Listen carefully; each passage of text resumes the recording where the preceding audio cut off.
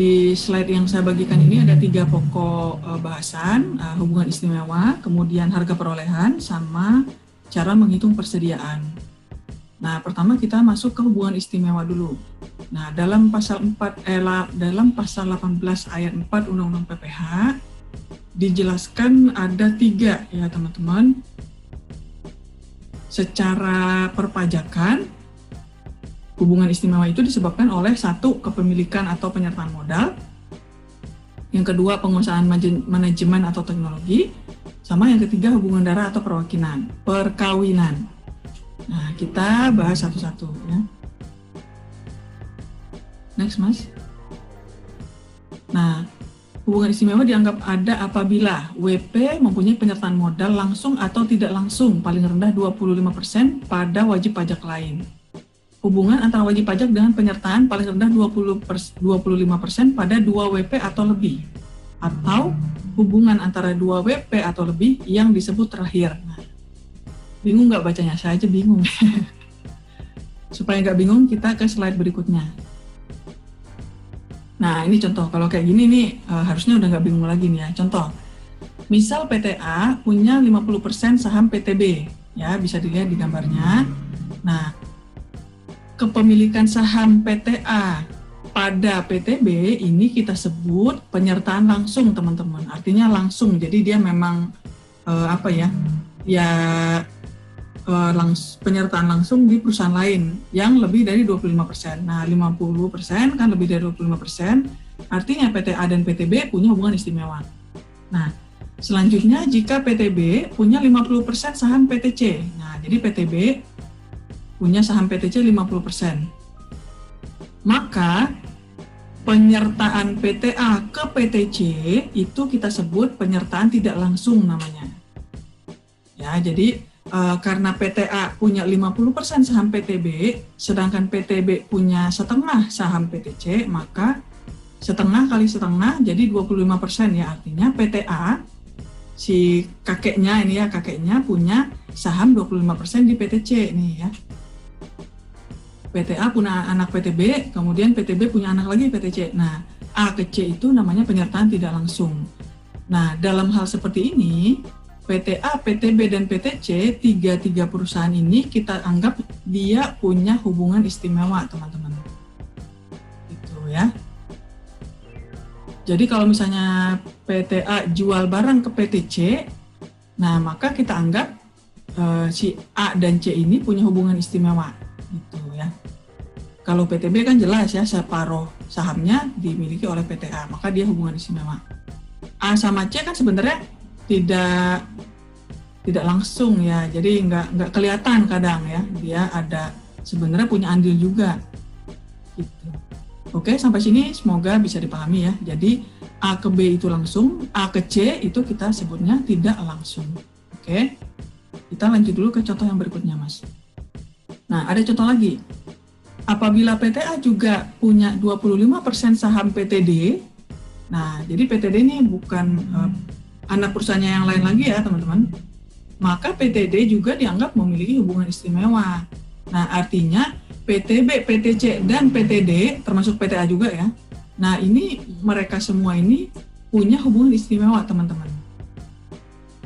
Termasuk PTD sama PTC nih, meskipun mereka kayak antara, sebenarnya mereka nggak berhubungan ya, bisa jadi jenis usahanya, sektor usahanya juga berbeda gitu. Yang PTD mungkin perhotelan, PTC mungkin industri manufaktur sepeda misalnya gitu ya, meskipun tidak ada hubungan usaha, tapi karena sahamnya dimiliki lebih dari 25% oleh si PTA ini, maka PTB, C, dan D itu merupakan dianggap punya hubungan istimewa. Nah, kira-kira gitu ya.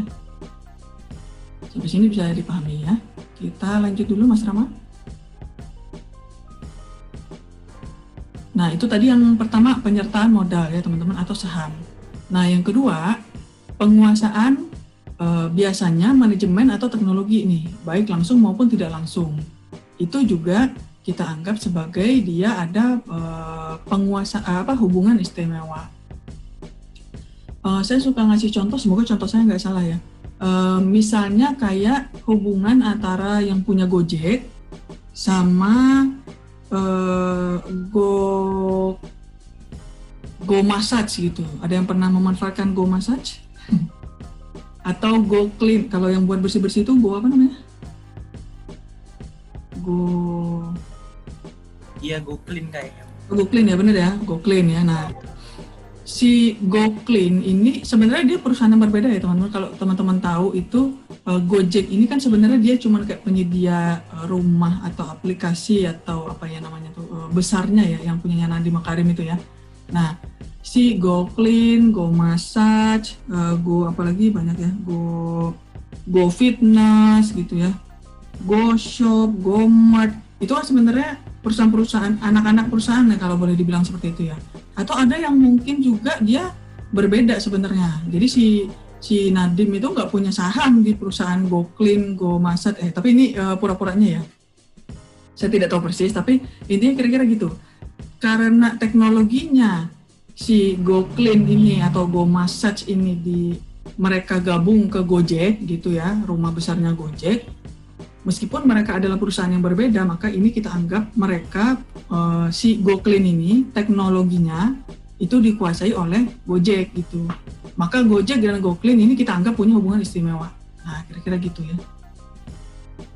Atau penguasaan manajemen, misalnya manajemen ini ya mungkin kayak direkturnya gitu ya, atau mungkin mereka kayak keuangannya dikelola oleh manajemen tertentu gitu sama-sama. Jadi ada dua perusahaan, manajemen SDM-nya misalnya itu ada dikelola perusahaan lain, atau manajemen apanya misalnya ya, manajemen apa ya, SDM, manajemen apalagi sih manajemen keuangannya atau apanya lah.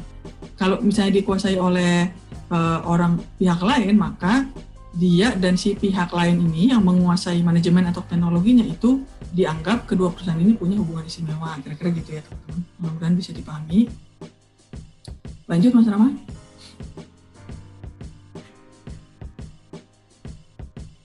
Nah, yang ketiga itu hubungan keluarga. Nah, kalau hubungan keluarga ini agak lebar nih. Nah, yang dimaksud hubungan keluarga yang masuk kategori hubungan istimewa itu adalah hubungan keluarga sedarah garis keturunan lurus 1 derajat. Jadi ayah, ibu, dan anak. Kemudian hubungan keluarga sedarah dalam garis keturunan lurus ke samping 1 derajat saudara. Ya, abang, adiknya gitu ya, saudara kandungnya. Termasuk juga keluarga semenda dalam garis keturunan lurus 1 derajat, mertua dan anak tiri. Nah, sama hubungan keluarga semenda dalam garis keturunan ke samping 1 derajat ipar, adik ipar, kakak ipar. Nah, jadi ini semua termasuk hubungan keluarga yang kita anggap sebagai mereka ini punya hubungan istimewa gitu. Jadi PTA dimiliki oleh ayahnya, PTB ibunya.